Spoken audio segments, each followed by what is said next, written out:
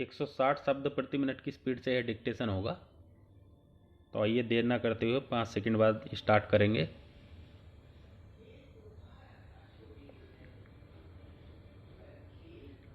महोदय, उद्योग में प्रौद्योगिकी का बड़ा महत्व है और कई क्षेत्रों में तो इसका उपयोग अपरिहार्य है।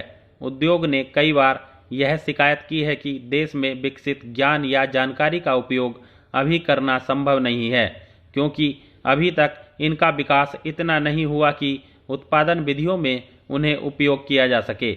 हमारी राष्ट्रीय प्रयोगशालाएं इस कमी को यथासंभव शीघ्र दूर करने के लिए प्रयत्नरत हैं। इसके साथ साथ उद्योगों को भी विदेशी जानकारी के आयात की बजाय, जिसमें कोई प्रयत्न नहीं करना पड़ता है, देश में उपलब्ध जानकारी का पूरा उपयोग करने का प्रयत्न करना चाहिए। दरअसल राष्ट्रीय शोध संस्थानों में हो रहे कार्य के अलावा हमारे कारखानों में भी काफ़ी शोध कार्य किया जा सकता है। प्रौद्योगिकी विकास पर उद्योगों को अधिकाधिक धन लगाना चाहिए। यदि हमें विदेशी जानकारी का आयात करना ही पड़े तो हमें इस बात का ध्यान रखना चाहिए कि इस पर कम से कम धन खर्च किया जाए। औद्योगिक विकास मंत्री ने इस विषय पर स्थिति स्पष्ट कर दी है और मुझे आशा है कि इस विषय पर किसी प्रकार का भ्रम नहीं है। यह बात भी सीधी है कि जब एक ही या सीमित समय में किसी उद्योग में इकाइयां स्थापित किए जाने की ज़रूरत हो तो विदेशी जानकारी को एकमुश्त और सभी इकाइयों के लिए साझे तौर पर प्राप्त करके विदेशी मुद्रा बचाने की संभावनाएं सोचनी चाहिए। जब विदेशी जानकारी का एकमुश्त खरीदना राष्ट्रीय हित में हो तब तो इसे कभी नज़रअंदाज नहीं करना चाहिए। जहां तक देरी का प्रश्न है, मुझे लगता है कि उद्योगों के कर्णधार विभिन्न मंचों से इसकी भर्त्सना कराने पर अधिक धन व शक्ति का व्यय करते हैं, परंतु देरी का केवल यही कारण नहीं कि कोई किसी विषय पर निर्णय लेना नहीं चाहता या उसे रद्दी की टोकरी में डाल देना चाहता है। कई बार इस देरी के कई अन्य कारण होते हैं। मैंने पहले इस मामले के सामाजिक व राजनीतिक पहलुओं का जिक्र किया है। हो सकता है कई बार कोई आर्थिक समाधान बहुत अच्छा दिखाई देता हो, परंतु उससे देश लंबे समय तक कठिनाई में पड़ सकता है। इतना ही नहीं, ऐसे निर्णय से देश में स्वतंत्र चिंतन पर आंच भी आ सकती है।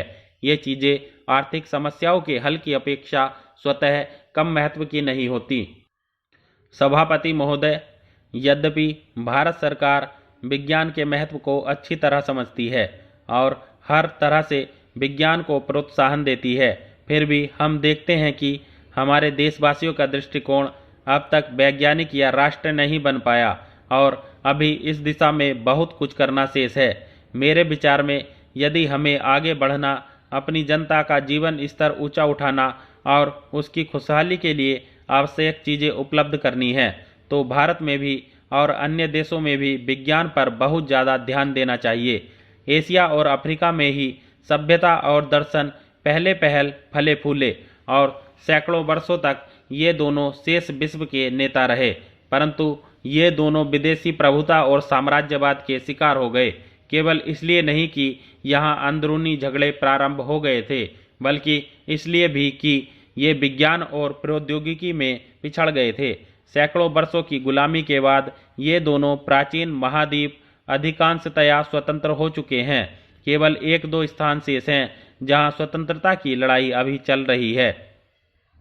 भारत में हम लोग इस बात को समझ गए हैं कि केवल राजनीतिक स्वतंत्रता का कोई विशेष मतलब नहीं होता, आर्थिक दबावों से इसे बचाना होता है। यह सार्थक तभी होती है जब जनता का जीवन खुशहाल बनाने के लिए कदम उठाए जाएं। इसलिए स्वतंत्रता को बनाए रखने के लिए विकास बहुत जरूरी है।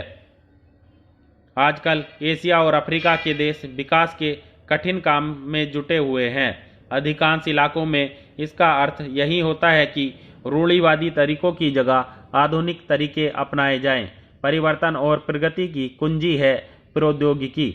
दुनिया में विज्ञान और प्रौद्योगिकी में आश्चर्यजनक प्रगति हुई है, परंतु आधुनिक विज्ञान के सीधे से सीधे औजारों और तरीकों को हर देश की दशा के अनुसार बदलना पड़ता है और यह अपने आप में बहुत भारी काम है। भौगोलिक और अन्य कारणों से विकासशील देशों की कुछ अपनी समस्याएं भी होती हैं, इसलिए विज्ञान के क्षेत्र में मौलिक प्रयत्न करना बहुत आवश्यक हो जाता है। एशिया और अफ्रीका के देशों के पास एक दूसरे को देने के लिए बहुत कुछ है और वे एक दूसरे के अनुभव से बहुत लाभ उठा सकते हैं। आज वैज्ञानिकों की भारी जिम्मेदारी है, क्योंकि वे तेजी से मनुष्य के भाग्य निर्माता बनते जा रहे हैं। विराम। तो दोस्तों, डिक्टेशन का अभ्यास करते रहिएगा और डेली कम से कम 3 डिक्टेशन का अभ्यास कीजिएगा। जो लोग रिपोर्टर की तैयारी कर रहे हैं, डेली 3, चाहे वो 5 मिनट का डिक्टेशन हो और 10 मिनट का डिक्टेशन हो, लिखे हुए डिक्टेशन ही लिख लीजिए, उससे आपकी प्रैक्टिस बनी रहेगी और कंटिन्यू रखिएगा। चलिए, जल्दी ही मिलते हैं आप लोगों से अगले डिक्टेशन के साथ। तब तक के लिए जय हिंद, जय भारत।